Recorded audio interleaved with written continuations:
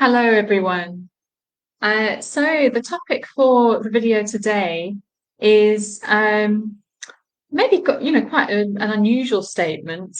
Um, the importance of God in narcissistic relationships. And just a side note before we begin, um, you know, whenever you mention the word God, I know that some people will be instantly put off. So if that is you, I do encourage you just to bear with me in this, because if we think about it, we all have gods in our lives. We wouldn't call them by that name, but there are things that maybe take up more space than they should. Um, and in some ways, that's a bit of what we're going to talk about today when it comes to narcissists, who definitely take up more space than they should in our lives. But saying that, I mean, I do come from a faith life and faith background. I was raised Catholic. I even spent some time in a silent order. And for me, my connection with God is something that I really do rely on, especially when I'm doing this work as well. So, with that in mind, let's jump straight in. So I put the picture up on Facebook in my Facebook page this morning of the Garden of Eden, and that moment when Adam and Eve turned from relying on God and their connection with Him as the center of their world, and instead they turned their gaze to each other. And this is an important analogy for our topic today. You see, the narcissist's aim is to become your God in your life, both externally, in what you do, where you live, your work, who you hang out with, and internally. So they want to become God externally and internally, and internally they control through taking over your self-image, how you see yourself. So they want your entire world to revolve around them and no other. They want complete power, complete dominion over you, complete creative power over you, actually. And that's a big one.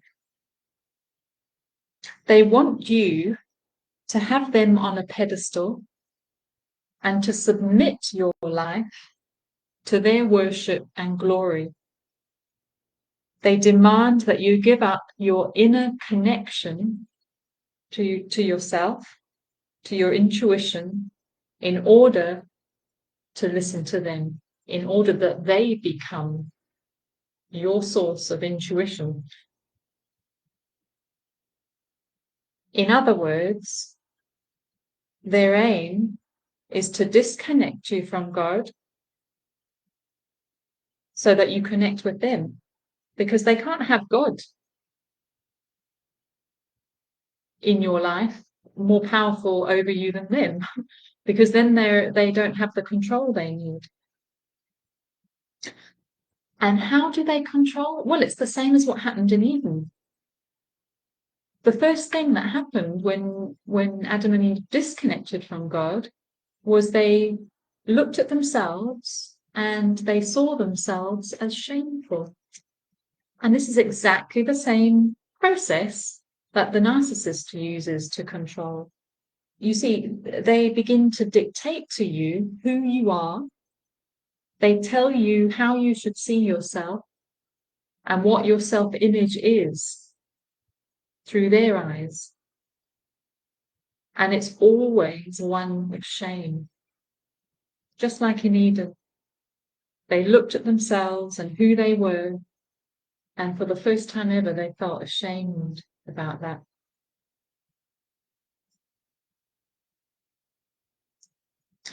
You see, as children, when we grow up, with our parents, probably between the ages of at least 1 and 5, our first sort of relationship with our parents is one of a child to a God, because the parents are God. They need to be God for us. We rely solely on them for everything, for our survival. At the start, they are God to us. They are our first gods. And we believe that they can do no wrong. And we rely on them 100%. So in a healthy family, the parents, the parents are not sort of trying to maintain that dominance. No, healthy parents, they don't demand to always be on that pedestal and to be God. They are often, in fact, the ones to bring themselves off the pedestal by admitting, their faults or apologizing for, I don't know, something they've said, or encouraging their children to, discover their own thoughts, their own opinions, their own ways of being. But this is definitely not so in a narcissistic family. In a narcissistic family, the children are groomed that the parent is God. That is the bottom line. And this lasts forever. The parent demands this hierarchy even into old age. Because if there's any sense that you haven't got them on a pedestal and you don't place their opinions and beliefs above yours, that's taken as a complete personal attack and a threat. So through a process of reward and punishment, the child of a narcissistic parent learns to feel safe and familiar in serving one person and centering their whole lives around this one person by abandoning themselves. It's almost like it becomes familiar to have one person who tells you whether you're lovable or not. And it's almost like you need somebody to tell you that, to sort of set the bar for you.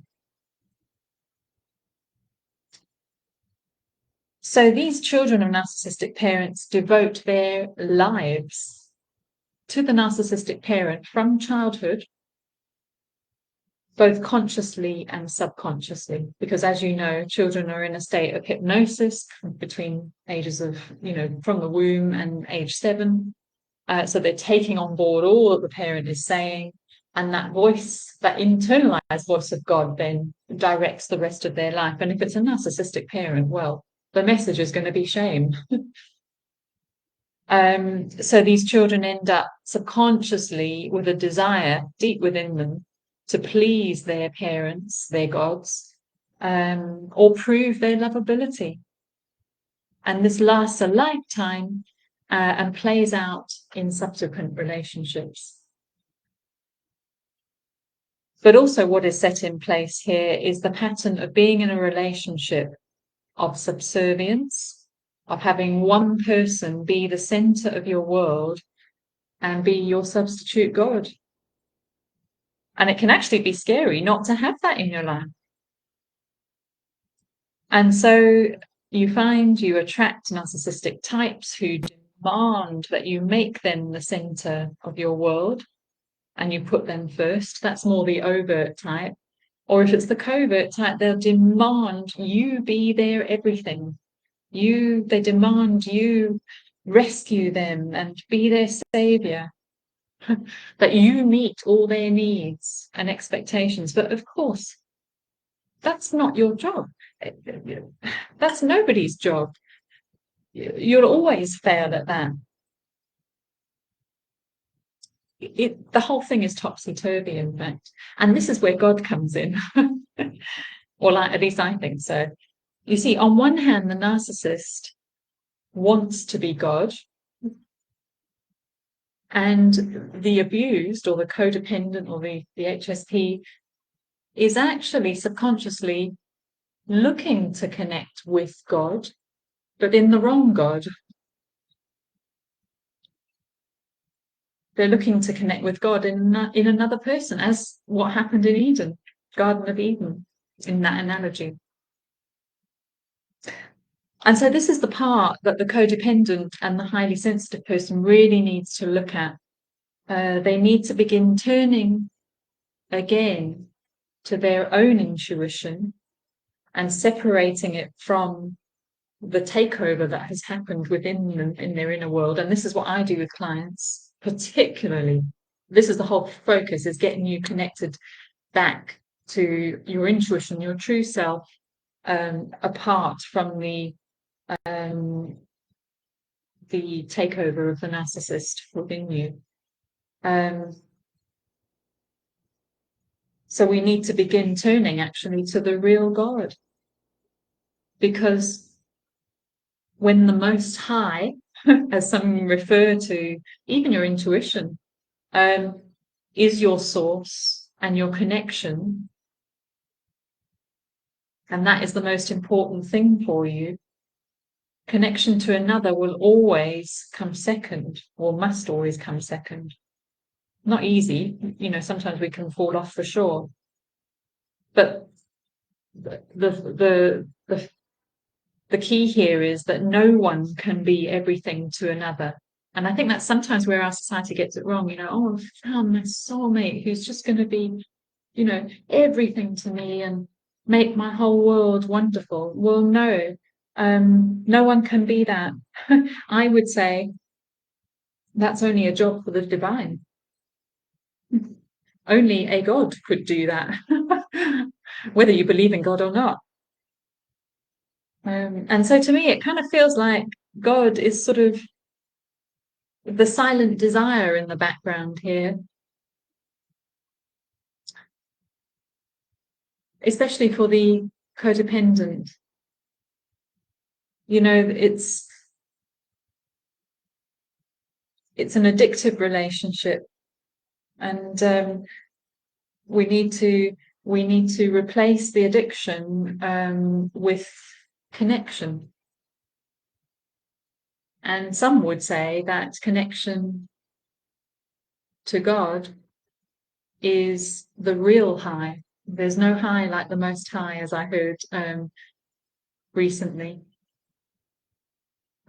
So that's my take on that topic of God in the narcissistic relationship, because it does in many ways seem to me like it is a battle of the gods, a battle for control. And when we can see it like that, and we can choose to separate from it and turn our gaze back to the source, the real source of life, which is our intuition, which I believe is our connection to God, whether we believe in a God or not. Thank you, everybody. If you've got any thoughts on this, I would love to hear. And yeah, just a heads up, I'm getting a new microphone and a light at last, so hopefully there'll be better lighting, a bit of visual in these videos moving forward. Thanks, everybody. If you'd like to work with me as well, please use my Calendly link, book in for a free consultation, and we'll get you moving and shifting on the conscious and the subconscious in powerful ways. Take care, everyone. Bye now.